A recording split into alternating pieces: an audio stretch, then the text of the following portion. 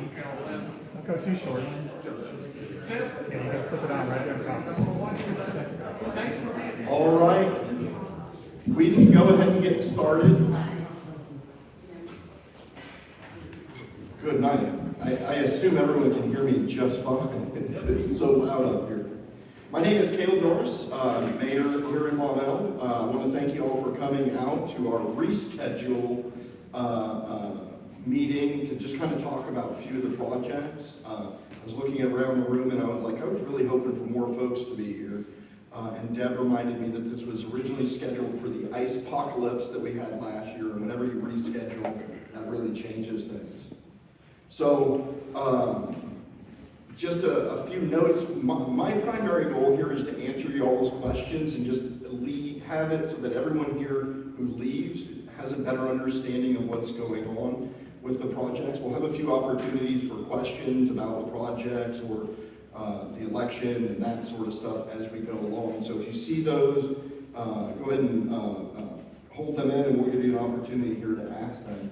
To the speakers, if you get a question, because we are live on YouTube, please just repeat the question so that we can do it. But I was asked to not venture too far away from the microphones that are here. So with that, I wanted to talk just a little bit about how we got here. A few years ago, we had an election to fund the interchange. That election was funded through sales tax.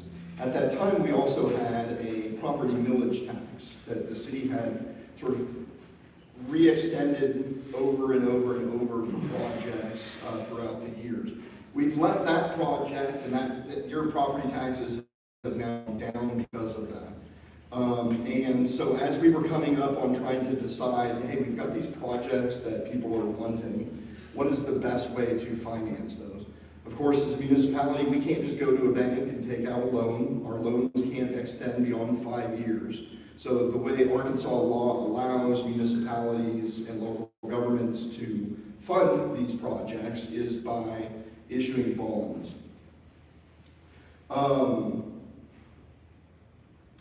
So the next thing is that current half-cent sales tax that is there to fund the interchange is currently there. It's the tax that we're currently paying on sales.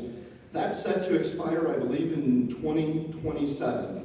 So if nothing happens, all these get voted down, that tax will expire and your taxes will go down 0.5%. If you vote in favor of these, your taxes don't increase from their current rate. So you won't pay more in taxes than you already are when we go shopping here in Maumelle. So with that, the process that we used to kind of figure out what the projects were going to be, as we were discussing this with the city council, we first went and just looked at the number of projects that we've heard time about for years, and so some of these are very familiar to y'all, and I know that some of you have advocated for at least some of these projects for years. We've looked at alternate ways to try and fund it and conduct those studies. So basically we came to the council and I threw out every project that I could think of that would make a good bond project. And then we started from there. Here are the projects that we've been looking at. And one of the things we wanted to do, we don't have a Taj Mahal in any of these projects, right? We have a total of 6 projects that we're proposing to go to voters that are going to be voted on. None of those 6 are the full version of what I would have wanted if money wasn't an issue, right? We wanted to get a good sampling of projects that hit a little bit of everything. So we've got stuff that is targeted toward more toward the youth, stuff that's more towards the seniors, infrastructure projects, beautification projects, and the like.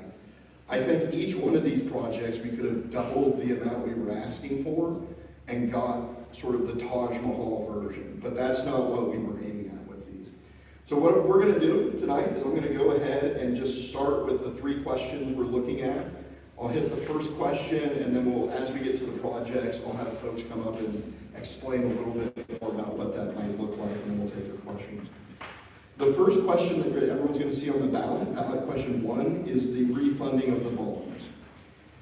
If all the projects pass and this one fails, there's no projects going forward. So what I tell folks is if you're in favor of one or more projects, you're going to want to be in favor of the refunding question, because that's sort of what allows us to refund the bonds and get the funding for it. We anticipate that about the time we're going out, that there's about $3 million in bonds that we're that we still owe that amount, and so that'll be wrapped into whatever projects pass. Another point that's very important, one of these projects can pass, or all of them can pass. You can be in favor of one and oppose another, that's perfectly fine. We can end up with one project, or we can end up with all 6 projects. It's just really contingent upon what the residents want.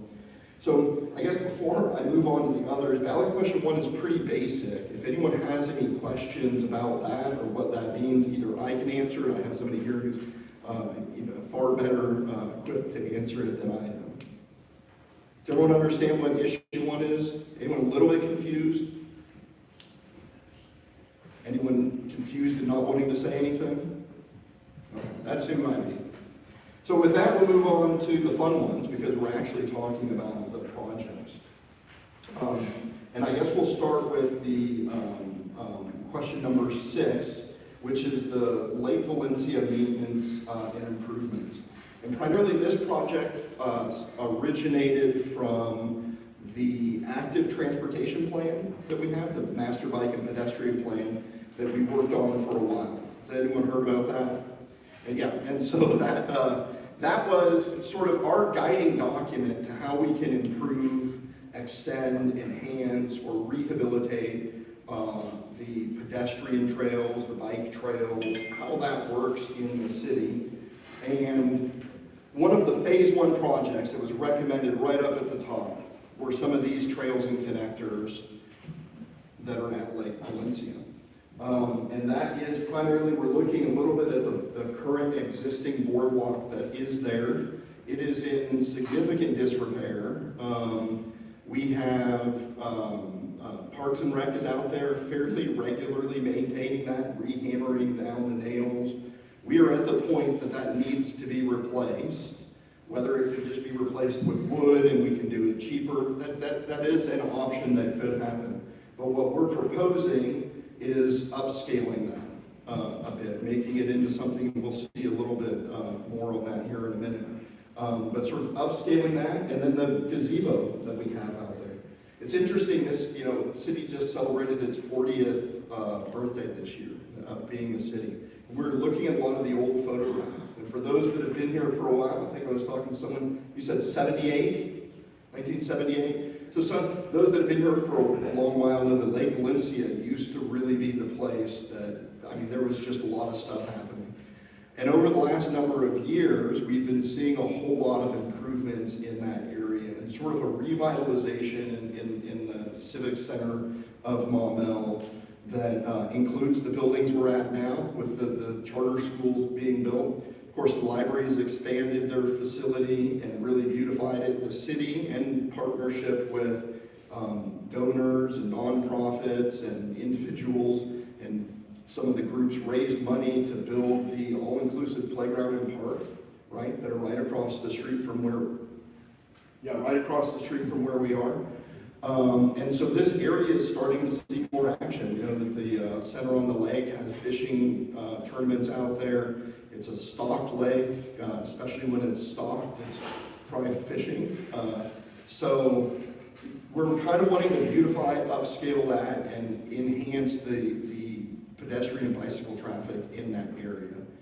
Before I open it for questions, I'd like to invite Dave Roberts and Brad, both of you, either one of you, to kind of come talk about what it is that we're looking at.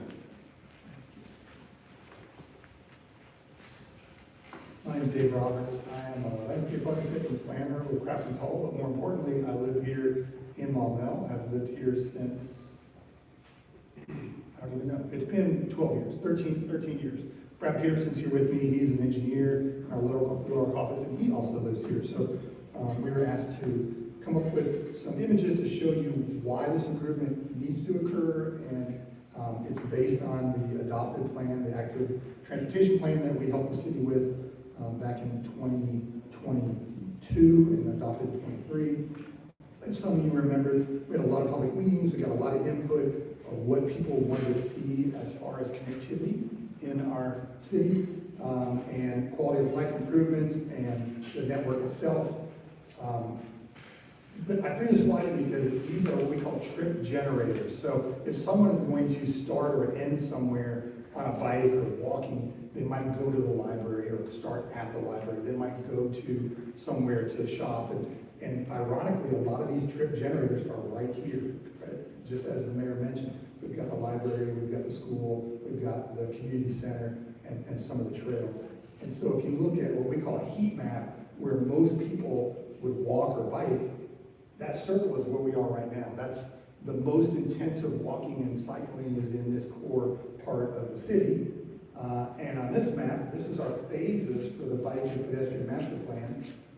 And phase 1 is 15% of the overall network, but that's part of phase 1 is this trail around Lake Valencia.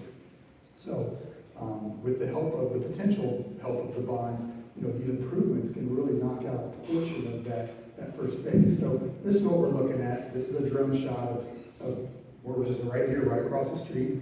And so if you go to City Hall, that's where the boardwalk starts, right behind City Hall, and it continues all the way over to the library. So I'm going to kind of walk you through some of the areas of the trail itself. Now, let me back up just for a second. If you look at the rest of it, so it ends right here. 2/3 of it are asphalt, but only 1/3 of it is the boardwalk. And so as we walk through it, you can even see places that concrete were added because the piers were starting to fall apart. And you'll see individual boards that were replaced. So I talked to Philip, the parks director, and I said, how many times has this wood been replaced since he's been here since '94? And all of the boardwalk decking has been replaced 2.5 times. So all of it has been completely removed, replaced in those 32 years twice, and then a half just here and there, just different repairs. So there's not only a physical expense to the wood, but there's the man-hour expense to doing that effort. So keep going, you can see there's the pavilion, and this is where the boardwalk is, just right behind the library. Another shot of, it's a great fishing location, but again, you can fish all the way around. So what we wanted to show you is what we're proposing is, you probably haven't had the chance to really put your eyes on what's over in what we used to call Gateway Park. It's now Millwood Station, the brand new food truck park on the boulevard. So it's a concrete, it looks like a boardwalk, but it's not made of wood. It's a concrete decking with a handrail. And let me click this so you can see where it's going to go. Starting behind City Hall, coming all the way around to behind the library. And one side of it is the grass, like that's there now. The other side would be the water, so you do have the handrail on one side, just to keep wheelchair, children, anyone from falling in. This is what it would look like. Now, imagine just this one side of railing, not the two sides you're seeing in this photo, because this is up in Rogers, and we won't need this back side of it because that would be the grass area. And then when we talk about the pavilion, that's the existing pavilion, and the condition is very similar. It's all out of wood. Improvements have been made over the years. And what we're looking at is going to something that's a little more permanent, a metal roof, metal pavilion with lighting. So of a similar size, it will sit on piers the same way the other one does. And then when we look at the route, because we want to tie this, as I mentioned in the very beginning, this is part of that active transportation network. So if you look right here, the boardwalk turns, it does a 90-degree angle, and the route needs to come through here, across the road, and go around the back of the school. So here's where that boardwalk does that 90-degree angle. So it's really a straight shot. Here we are, right here in the school. So it comes to the road, and then comes around the road and goes behind the school.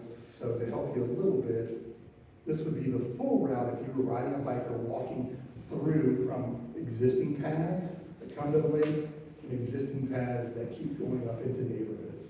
So there's this little missing connection right here that is part of this project, not only the boardwalk, but also this connection to this point. So hopefully hopefully that makes sense, and we can answer any questions that are. Really quickly, so fun correction, I talked about how we didn't get the Taj Mahal on any of the projects. We actually pulled out that additional trail that crosses over and goes back. So when we were pricing out the budget and trying to get things to fit so we could get as many projects, I think we still included to the roadway, but not the round. So we're right here now, right? Just the boardwalk itself and to the roadway? Yes, Okay. yes, yes. Okay, got it. So with that, does anyone have any questions about this project, what we're talking about? And by the way, I wanted to add, 32 years, replaced the wood 2.5 times. If we went to this type of system, this Permatrek concrete with metal railing, it's gonna last about 50 years with virtually no maintenance. So big difference in, big difference in the need for maintenance and the cost that would keep occurring. It won't. We're good for about 50 years or so. I meant to mention this when we were talking about the condition of the boardwalk right now. The current condition, there was a fishing derby, I think it was one of the Center on the Lakes fishing derbies, and there was a gentleman out there that was fishing and fell through the boardwalk. One of his legs just went through a few planks and it just collapsed. And that is still with Parks and Rec proactively trying to make sure the thing isn't falling apart. There was a report that I received a couple of years ago of a young kid that was running, and one of the boards, as it warped, had kind of come up, and he tripped and fell, as kids are apt to do, even on smooth surfaces, and ended up having his forehead meet a nail that had protruded out, and that required stitches. So this is not just cosmetic. We have a problem with this boardwalk, and something needs to be done. This is our proposal of how to do that. So last call on questions for this project.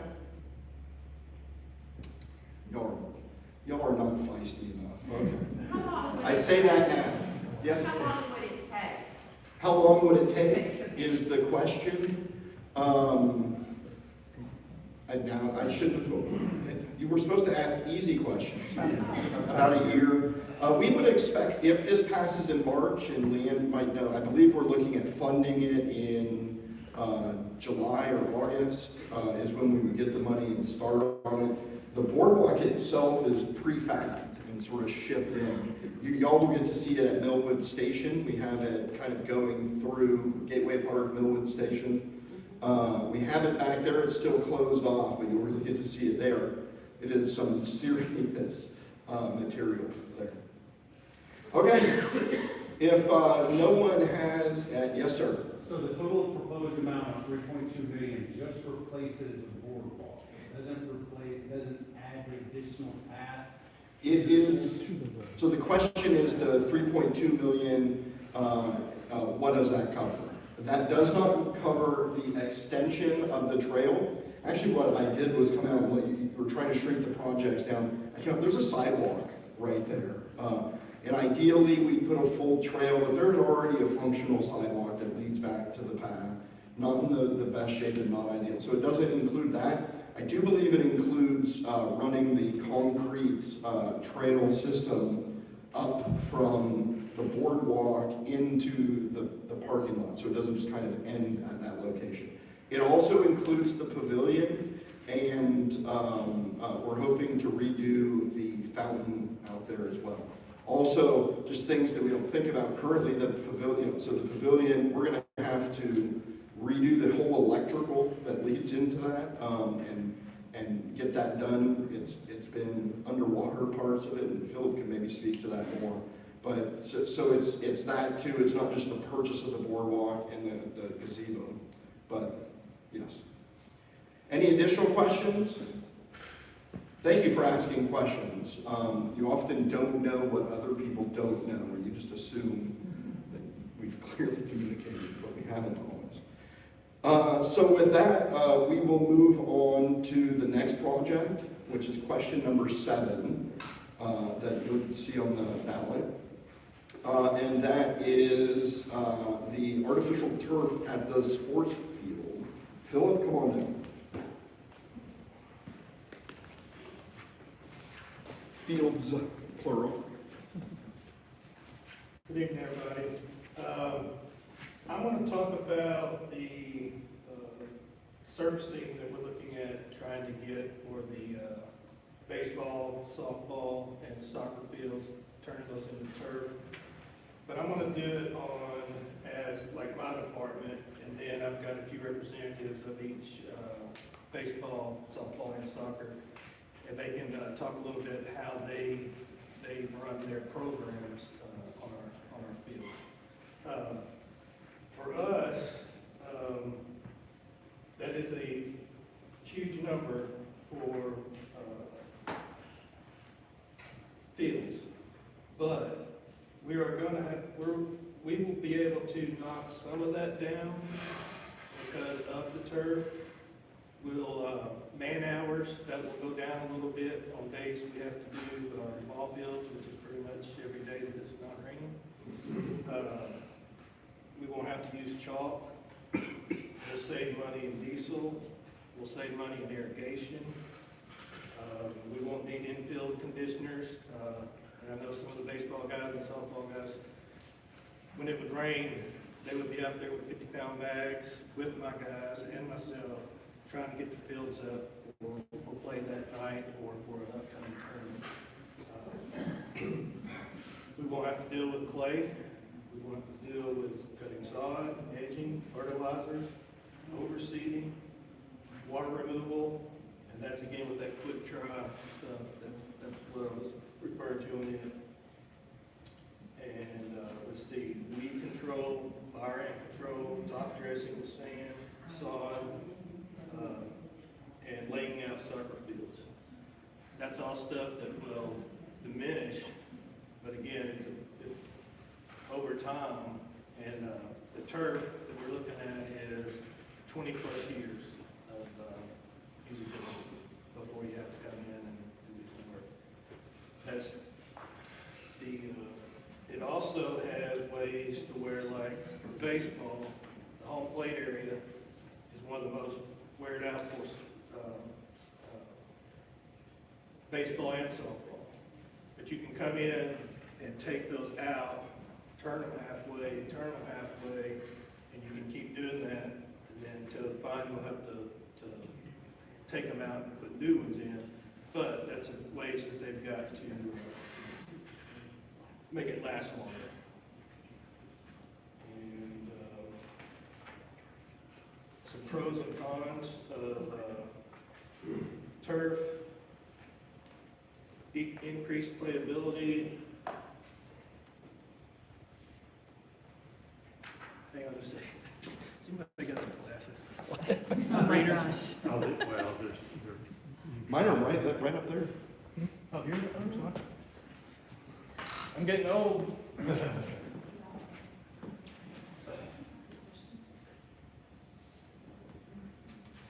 All right, pros and cons. Turf. Increased playing time, not limited by climate and weather, free of pesticides, herbicides, fertilizers, etc. It saves on water, constant playing surfaces, shorter installation and preparation time, low maintenance, cost effective on long term. This one goes either way, attractive between grass and turf. So that's probably an individual thought on that one. Non-abrasive and shock absorbent and great traction. Pros for grass, good traction, cooling effect in hot climate, potential lower upfront costs. Cons for grass, high maintenance, uses large quantity of water, uses pesticide, herbicides, fertilizer, etc. High maintenance costs, inconsistent playing surface, and inconsistent appearance. So there will be some savings over a long period of time, like I mentioned.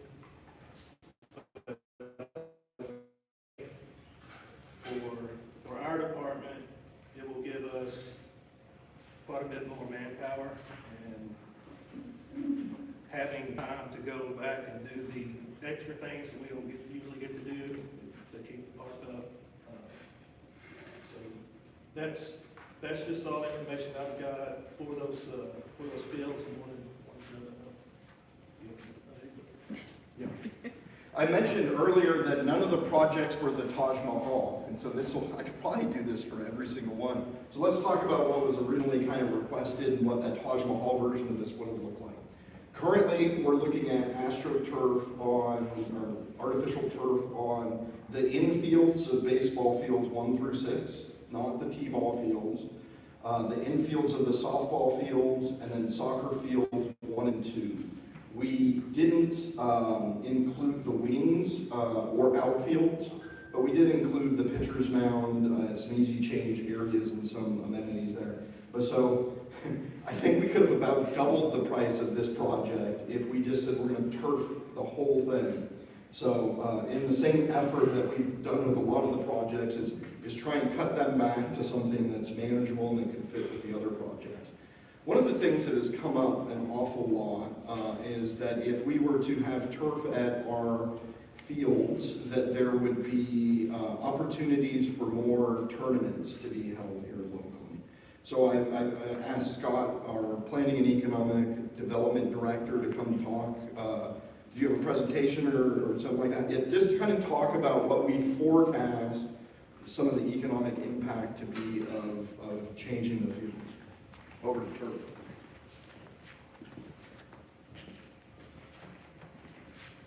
Thank you, Mr. Mayor, and good evening, and thanks for coming out tonight. So when we talk about this bond proposal, it isn't simply fields or turf, it's about economic return from my standpoint. How public investments work for the city, local businesses, taxpayers over time. Cities grow stronger when their public facilities are reliable and productive. Economic life follows places that are used often. Let me repeat that. Economic life follows places that are used often by many people in ordinary, repeatable ways. A facility that closes frequently does not generate economic activity. A facility that functions consistently does. That distinction matters here. So natural grass fields are vulnerable to weather and overuse. Rain leads to cancellations. Heavy play leads to closures. And when fields close, so does the economic activity tied to them. So turf fields change that dynamic. They allow more playable days, more games per weekend, and more events per season. That reliability is what tournament organizers look for when deciding where to bring teams and where to spend their money. So cities with reliable turf facilities are able to host more weekend tournaments, multi-day events with confidence, events scheduled further in advance. That means more visiting teams, more families, and more local spending. So when those visitors arrive, they support hotels and short-term lodging. They support restaurants and coffee shops. They support retail, fuel, and local services. And most importantly, that consistent activity that's happening in that area supports opportunity for more new business development in that area, which is what we're looking for. So this is not abstract economic theory. It's direct, visible spending that supports local jobs, generates tax revenue, and helps fund city services. It's hard sometimes to see that in an investment like that, but that's, and I ran some numbers. It's hard to predict the economic return that we're going to get on this, but some cities out there, they'll tell you that, and this is based on studies that have been done, you can get anywhere from $42 per person to $200 per person per day benefit spending in the area. And overall, depending on the size of the tournaments that are drawing the people in, anywhere from 500 people to 1,000 people plus, you could have the city's local revenue generation, can be anywhere from $1,200 to $4,000 a day in tax revenue that we can see. So that's something that would be important for the city that we need, and would also go back to the Parks and Rec to support their operations.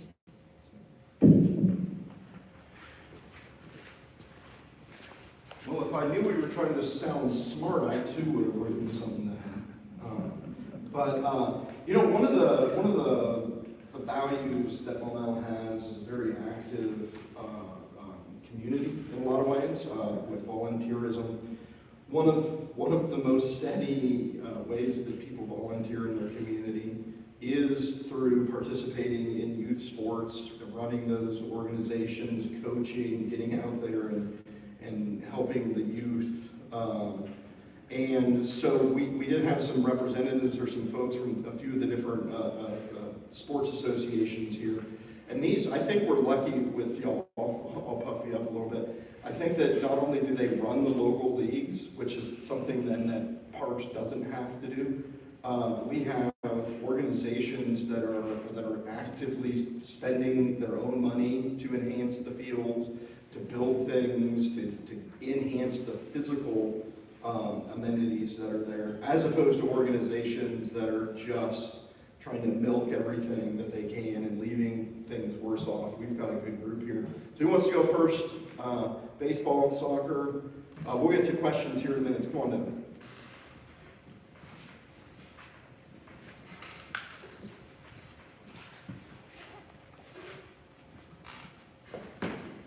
Thank you, Mr. Mayor. I don't want to rehash a lot of what Philip said, but I'll start off just by introducing myself. So my name is Justin Parks. I'm the president of the Maumelle Sports Association, and we are solely responsible for running our local baseball leagues, okay?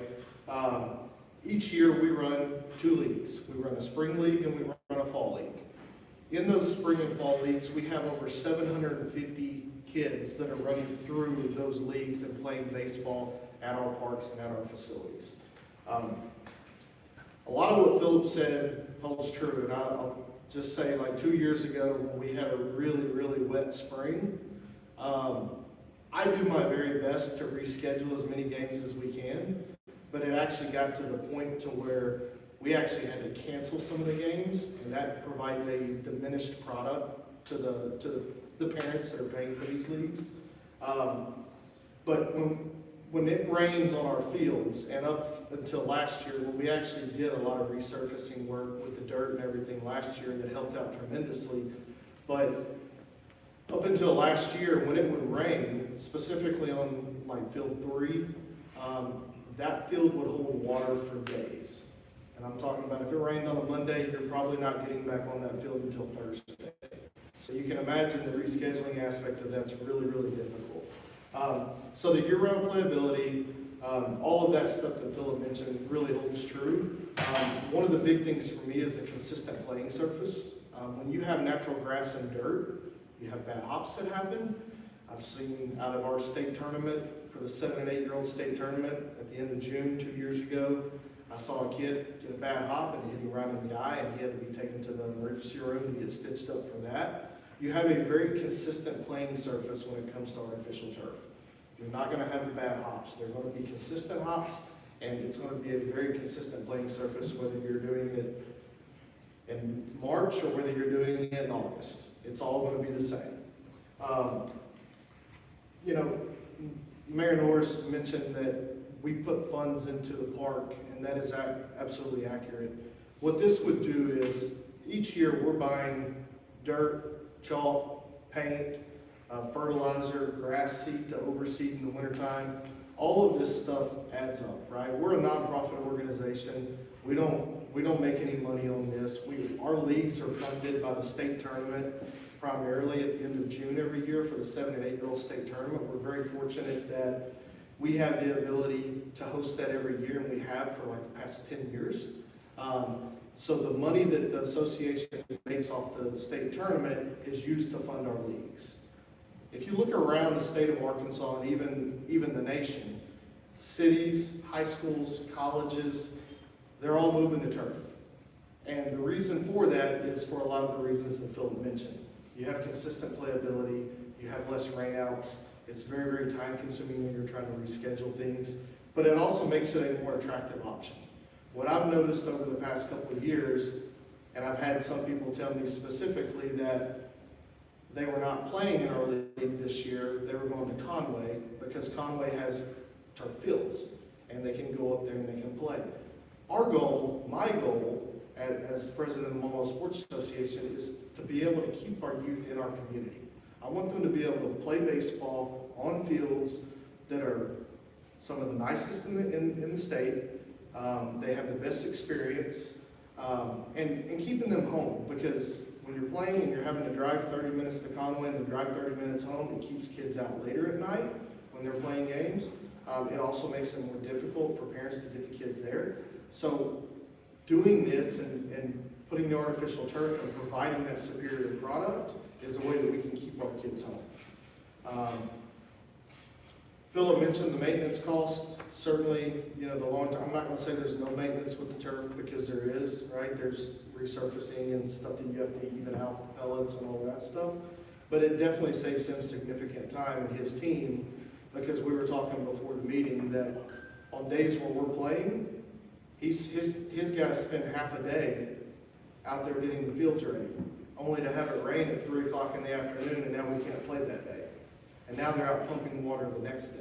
So the playability is a huge aspect of what we do here.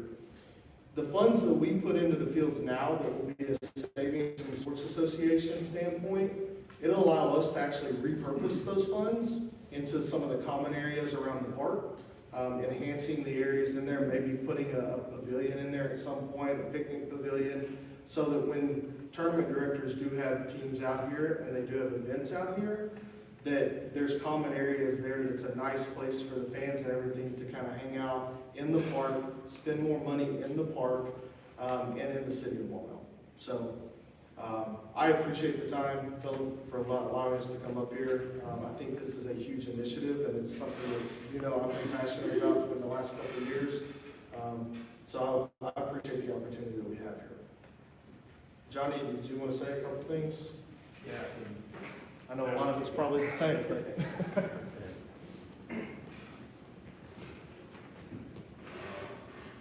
Well, Johnny McGibb, I'm the president of the Walnut Softball Association. Pretty much what Justin said, I pretty much have the same comments on my sheet as well. Our biggest things is weather. You know, when it rains, we don't play. I had the same comment. I mean, it rains on Monday, we're not playing until Thursday on most of our fields. So, I mean, it's difficult to reschedule all those games. We try to get 12 to 14 games a season, and the last 2 years, we've been lucky to get 7 or 8 per team. And that's just rescheduling, doing the best that we can. So we've been looking at turf just within our association for about 5 or 6 years, but it's just, we don't have the funds to fully support it. We're trying to do one field at a time, over time, just to see what we can do. You know, our main goals are to provide a safe place for the girls to play and learn the game of softball. Our fields have been, you know, the dirt is so soft that when they're pitching, I've seen numerous girls twist ankles and they're unlevel. Girls have broken, snapped ankles, slide into the base. So, you know, that's our main goal is safety. I don't want to see anybody getting hurt out there. Tournaments, you know, we're lucky right now to host about 5 tournaments a year. I mean, that's all season long. We used to host 15 to 20 tournaments a year. I've had tournament directors, the Highland, which is the largest tournament in the state, they pulled out last year because the chance of rain, every year it seems like it rains around that tournament. So they decided that they just didn't want to fight that anymore. So, you know, turf would allow us to keep the girls safe, help us in the weather, and, you know, the cost to the city. It would allow the field crew a lot more free time. I mean, they'll still have work to do, but they chalk every day out at our facility and drag, which is just a huge time crunch. So, I mean, it would allow them a lot more time to do other things around the city, not just at our park. So, yeah, I mean, like Justin said, I mean, every other, Conway, Cabot, Russellville, Hot Springs, every one of those has turf every field in their whole city. And it's for the same reasons. It's a huge cost benefit to the city. So other than that, that's pretty much all I have. Thank you. Soccer?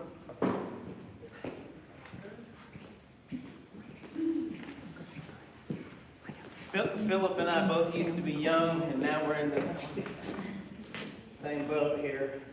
My name is Joshua Clausen. I'm the president of Maumelle Soccer. I started coaching youth sports in Maumelle when my 22-year-old was 2 years too young to be in our first and second grade instructional league basketball program because Philip twisted my arm, and I've coached something ever since. So my wife and I and our 4 kids are living in our 5th house in Maumelle, and we will never, ever, ever leave because of amenities like the fields, like the trails, like all of the things that we're talking about tonight. That is absolutely why we're here, why we'll continue to be.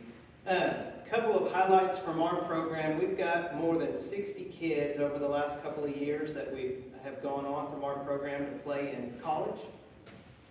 We currently have 8 young ladies who have been invited to and attended U.S. national team ID camps, and 1 young lady who has even played on the U16 U.S. national team, just went over and scored a goal against England.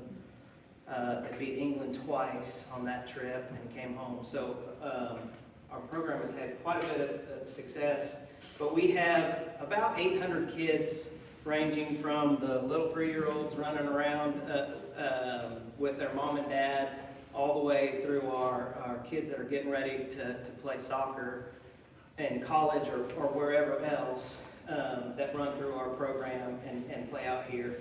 The mayor mentioned, I think the project would include 2 fields for us. Obviously, we have 10 or 11 fields in Maumelle, so that's not everything, but certainly gives you some options when the weather does what the spring always does. Spring seems like it's always the hardest.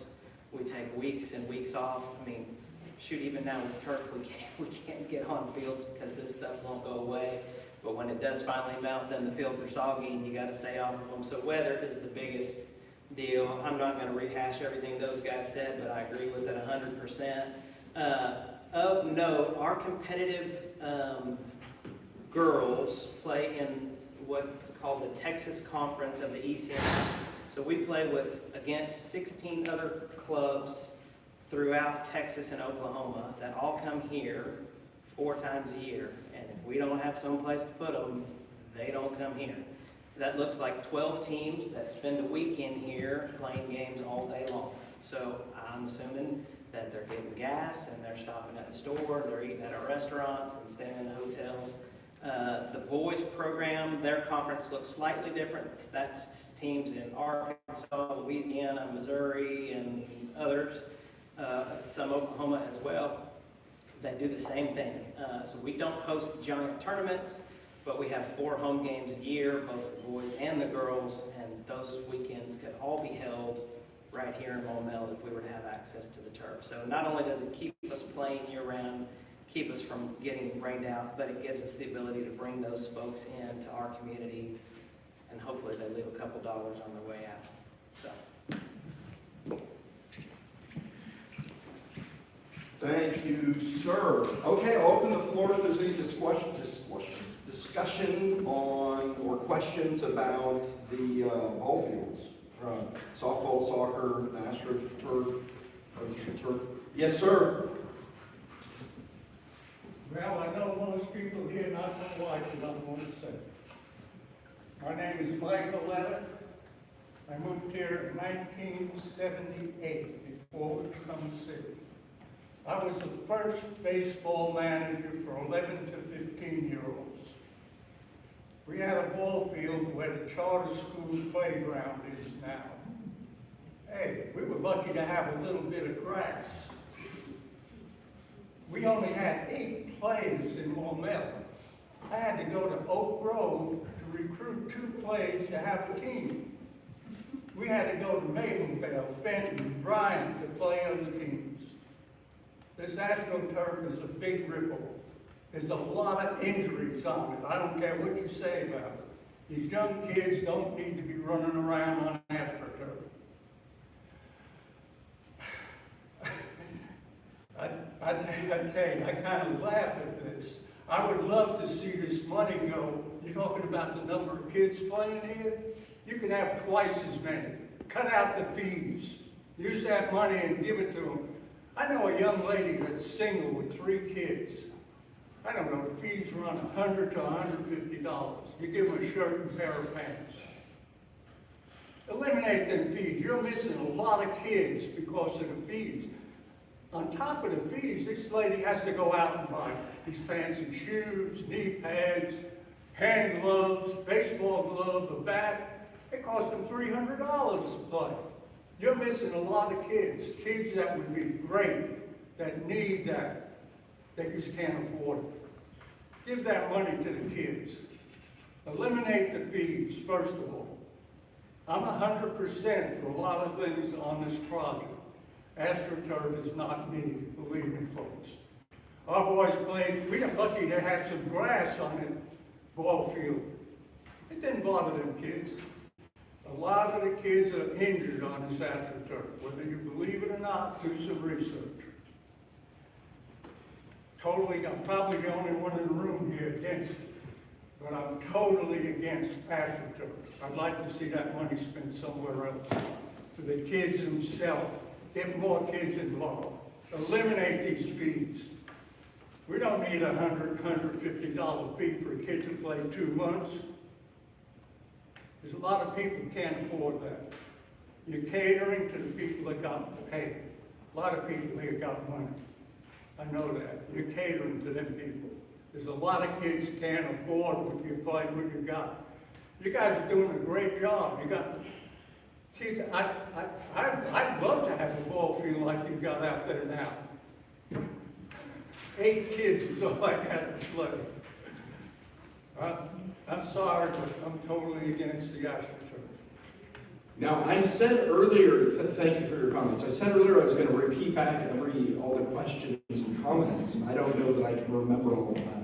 So hopefully everyone heard it. Does anyone else have any questions? Yes, ma'am? Are there scholarships available now? The question was, are there scholarships available? I see yes for baseball, yes softball, yes soccer. I'll partner with it, Sporting Goods, and they have a scholarship program that each girl that wants to play, they'll pay for it. Plus, we have let girls play for free.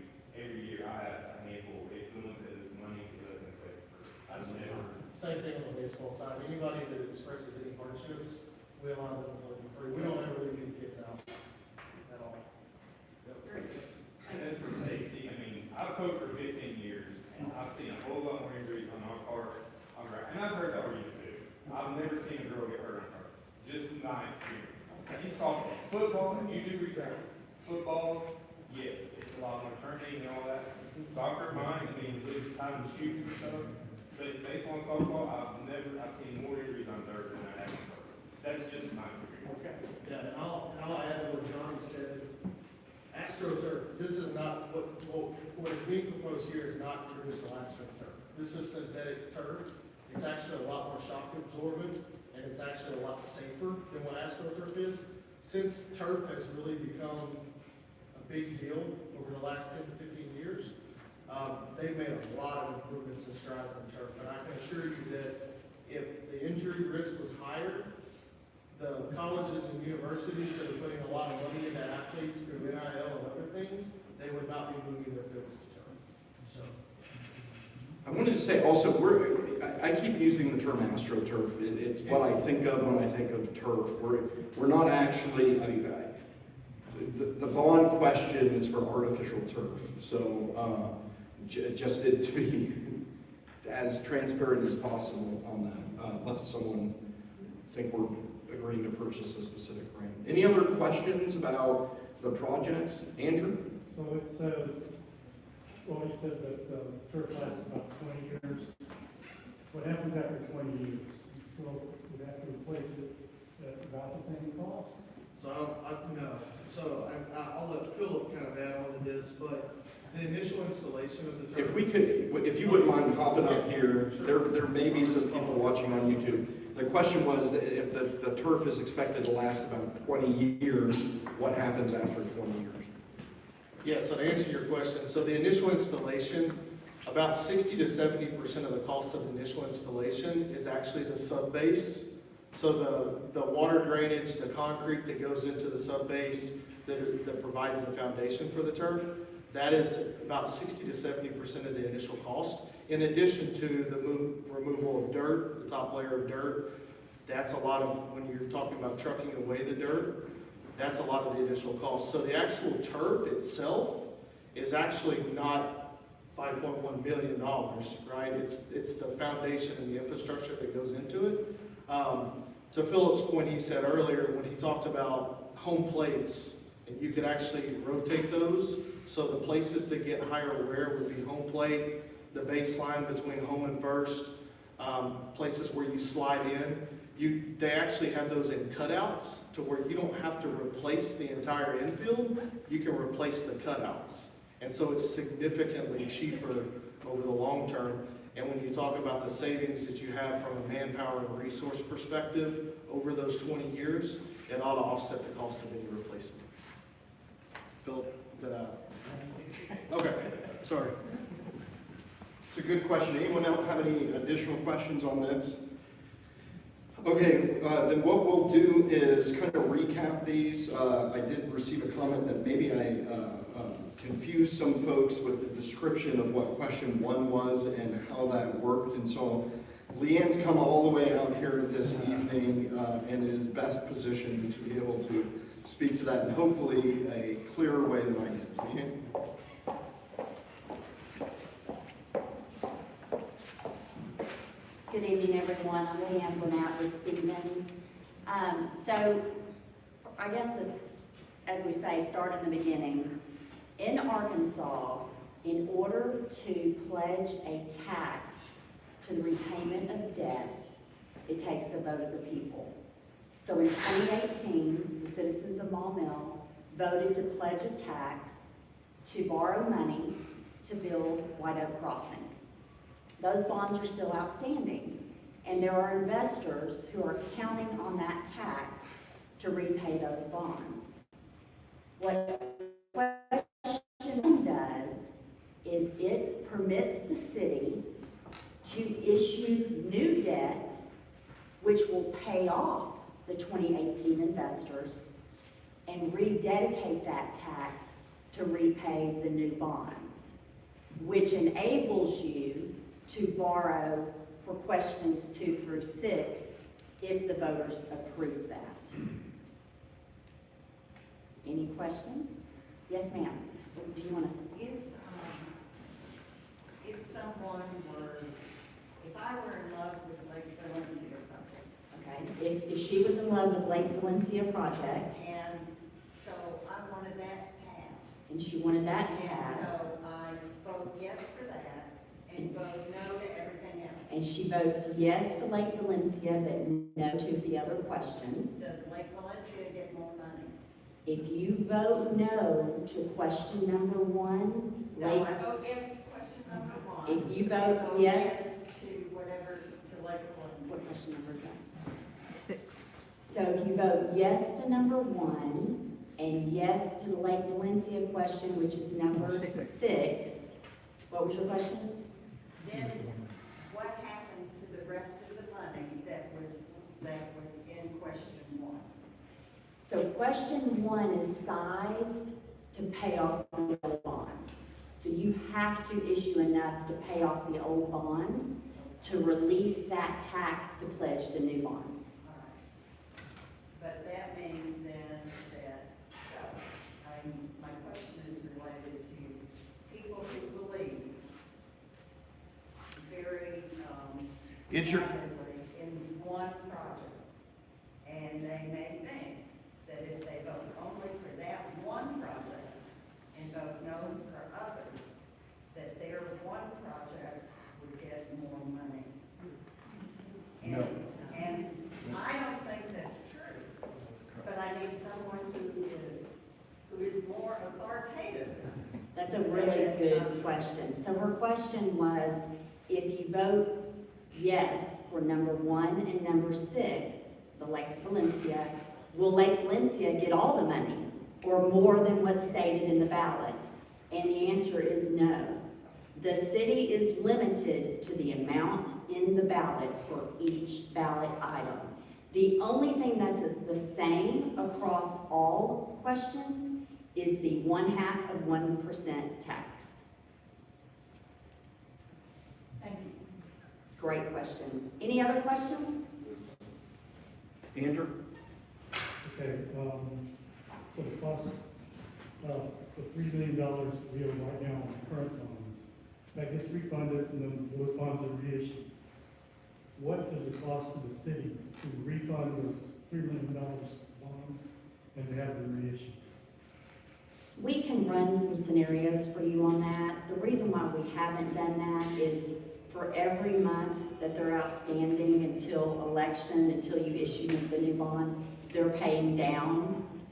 And so if your sales tax grows between now and June or July when the new bonds are issued, that amount will be even smaller. Yeah, I'd just like to know ballpark. Ballpark, yeah. Is it gonna be 30,000, is it gonna be 10,000? You know, generally when we're structuring these, we say it costs you about 2% cost of issuance. 60,000. Okay.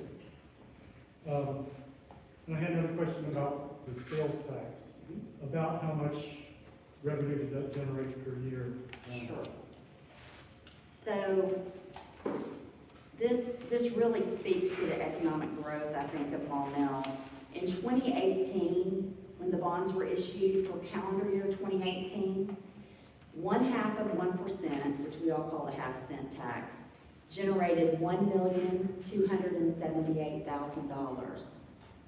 For calendar year 2025, that number has grown 48% from 2018 to $1,897,000.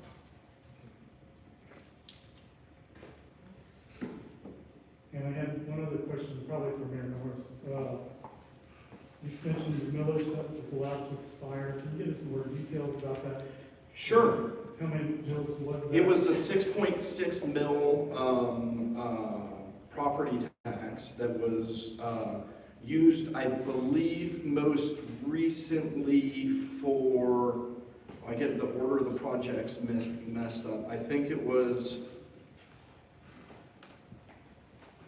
we had 3 issuances right within a few years back in 2012, 2013. So I think that was, anyone to help me out? Was that the Center on the Lake? No? City Hall. City Hall. Well, we actually had reissued. So some of the projects that we've done recently with that, or in the last number of years, were things like Fire Station 2, the Crystal Hill Road improvement, the extension of what's now White Oak Crossing. It was Counts Massey at the time, the City Hall renovation, there was baseball fields, the Center on the Lake, and just all the projects, so those big projects were all funded through that property tax millage. I started saying this earlier, we started kind of examining, well, if we have projects that we want, and that the people have, in many cases, been harassing us for years, what is the best mechanism to pay for that? Reissue property tax millage, reinstitute that, or rather just extend the sales tax longer? And overwhelmingly, though not 100%, folks were like, well, I like the idea that a sales tax is paid not just by Maumelle property owners, but it's also paid when people are stopping at McDonald's driving down I-40, or it's paid by the folks that are coming to play baseball, soccer, and at the Maumelle fields. When they're shopping, they are also paying for it. So with that, and then the fact that we had allowed that one to expire, there was no push to extend that or project at that time. Does that answer your question on that? So these property taxes have already expired? They went away 2 years ago. 2 years ago. But it might, yeah, so 2 years ago, but I think that meant that your 2025 taxes was the first year? Because it expired, I want to say 24 or 23, Leanne? Okay. It either expired in 23 or 24, and then, your sort of a year behind with the property taxes. Thank you. Anyone have any other questions on anything? Yes, ma'am. I think I know the answer to the question, but if number one is no, what happens at that point? We call it a day. Nothing, but does the city have a plan to continue with some of these projects? No. It's certainly not in the fashion that we're looking at, right? So if we're talking about the Lake Valencia improvements in that boardwalk, yes, something's gonna happen there because we can't let it just degrade. But if there's no sort of contingency backup for any of these projects, most of these projects are they're not just in our day-to-day budget. The maintenance or replacement of planks, or if we were just changing the wood out on that top layer of wood on the boardwalk, is something that we cover in-house, but or sort of with the existing money. But we don't have that much money to sort of just do these projects without that. And that's one of the things that I didn't understand way back when before I really kind of started getting involved with the city. When we look at how, excuse me, cough right into the microphone. When we look at how a business, if they're wanting a new building or they're wanting these expansions, they can just go get a loan, right? Or in some cases, they'll also issue bonds and sometimes purchase them themselves. But the funding mechanisms we have are basically, if it's going to take more than 5 years to pay off, it has to be through bonds, or I'm not aware of any other way to do that. We can't just go, like if I went and bought a house and you get a mortgage, a 30-year mortgage, if we were going to buy a city hall or buy a building, we couldn't just take out a 30-year mortgage. We can't sort of price it out over the life of the project. Fun fact, I've heard this was true, and I've got all the sports folks here, so you guys can tell me. I had heard at one point one of y'all, either baseball or softball, had looked at actually trying to get a loan out to do the turf. And I see two heads shaking yes. My understanding was that y'all were even willing to kind of do that, but you don't own the fields. They're city fields, and so who wants to give you loan on someone else's property? But any additional questions? Yes, Election date? Election date is March 3rd. The early voting starts here pretty quick. We're about 2 weeks away for those that are going home. February 17th is the beginning of election day. Also, just sort of as we wrap up and close, if you haven't already, take a look at maumellbond.com. If you have any questions that you think of later, there's a great place to ask them. Courtney, we're trying to answer every question we can and just populate that FAQ. One of the most dangerous things is when people become misinformed, right? If the projects don't pass, and that's because everyone understood what they were and didn't want them, that's one thing. But if a project doesn't pass because everyone thought it was something that it wasn't, that's kind of a shame, and that's on us for not communicating. Likewise, if everything passes, but everyone thinks that they think they were getting the Taj Mahal, or they thought that meant all the soccer fields were going to be paved and it was just going to be turfed over, that also ends up being a shame and a pity, because then people voted for things that they didn't get. So take a look at maumellbond.com. If you want to hang out and just have a question for me or the other folks, feel free to do that afterward.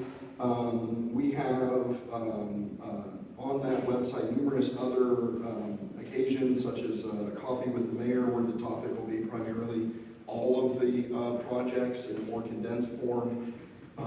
Here next Tuesday, we'll be discussing bond questions 1, 4, and 5. That will be 6 o'clock. So we'll re-hit 1, since it applies to all of them, and then 4 and 5.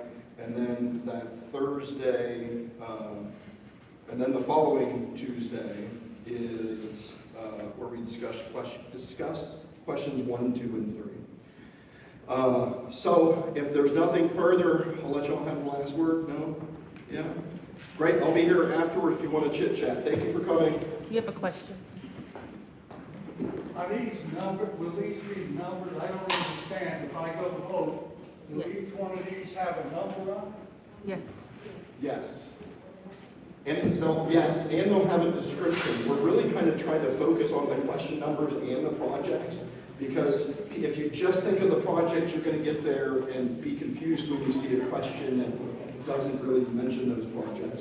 You can actually go, we've checked it out at votepulaski.net right now, and you input your information, they'll give you an exact copy of what your ballot will look like, so that it's not split. Thank you all.